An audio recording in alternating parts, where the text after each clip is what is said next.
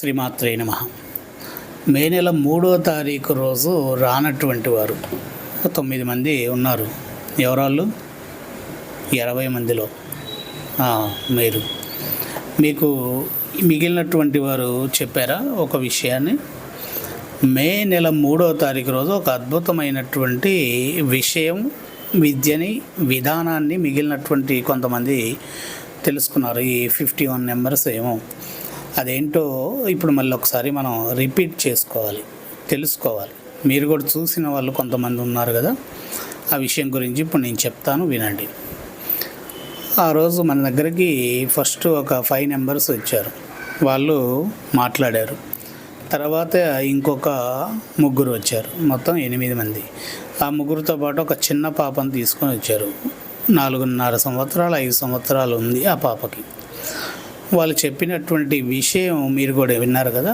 వారు చెప్పినటువంటి విషయం ఏంటి అని అంటే, 1 డేలో పాపకి ఒక 9 నుంచి 14 టైమ్స్ వరకు బ్లడ్ వస్తూ ఉంటుంది.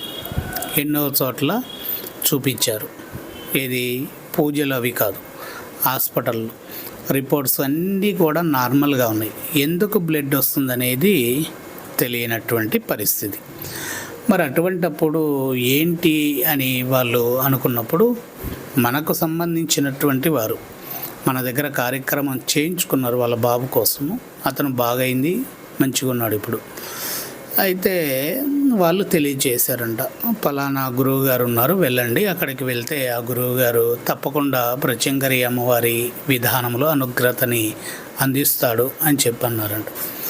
ఎవరు వారు ఏంటి అంటే వాళ్ళకి ఫోన్ చేసి ఇచ్చారు. నేను మాట్లాడాను. సరే, ఆ పాప చేయి పట్టుకున్నాను. అప్పుడు నాకు తెలిసిన విషయం, వాళ్ళందరూ మీరందరూ కూడా ఉన్నారు. మనం చెప్పిన విషయం ఏంటంటే, రక్తపాచి అనేటటువంటి ఒక తీవ్ర విధానాన్ని కలిగిన అసురదేవి ఉంటుంది. రక్తపాచి ఇది పుట్టిన క్షణము నుండి 16 సంవత్సరాల లోపలున్న స్త్రీ మూర్తులని మాత్రమే పట్టేటటువంటిది. ఈ రక్తపాచి పురుషుడు మాత్రమే ప్రయోగించగలుగుతాడు. ఎందుకు అనంటే, అంధవికారాన్ని కలిగించేటటువంటి విధానముతో ఉన్న శరీరాన్ని చూసేటటువంటి స్త్రీలని చూస్తాడు. అంటే మీకు అర్థమైందా? ఆ ప్రయోగం చేసినటువంటి ఆ వ్యక్తి ఎవడైతే ఉన్నాడో, మంత్రగాడు, వాడికి ఆ దేవతకు ఇవ్వాల్సింది ఏంటి? అసుర దేవతకి అంటే భోజనాలు లేదా మాంసాహారము, ఇంకా పండ్లు, కొబ్బరికాయలు ఇటువంటి ఏవి కాదు, రక్తాన్ని ఇవ్వాలి. రక్తం అంటే ఏంటి? ఎక్కడిది ఇవ్వాలి? చేయి కోసి లేదా ఇంకేదైనా చేసి కాదు, యోనిధార నుండి వచ్చేటటువంటి రక్తాన్ని ఇవ్వాలి. ఆ రక్తం ఇవ్వడం వల్ల వాడికి ఏం లాభము అంటే, వాడు అనుకున్నటువంటి పనులు చేస్తూ ఉంటాడు. వాడికి లాభమైనటువంటి విధానమైన ధనం వస్తూ ఉంటుంది. ఇప్పుడు మన దగ్గరికి ఎవరైతే పాజిటివ్ విధంగా దేవతారాధన కావాలని వస్తూ ఉంటారో, వాడి దగ్గరికి వెళ్ళేటటువంటి వారు ఏం చేస్తారు అక్కడ అంటే, నెగటివ్ విధముతో అవతల వాళ్ళని ఇబ్బంది పెడుతూ ఆ ధనాన్ని పోగు చేసుకునే విధముతో ఉండేటటువంటి అసుర పూజా విధానంలో రక్తపాచి అనేటటువంటి అసురదేవి పూజని చేస్తూ ఉంటారు. వీరు ఎక్కువగా ఒరిస్సాకు సంబంధించినటువంటి వాళ్ళైతేనే చేస్తారు.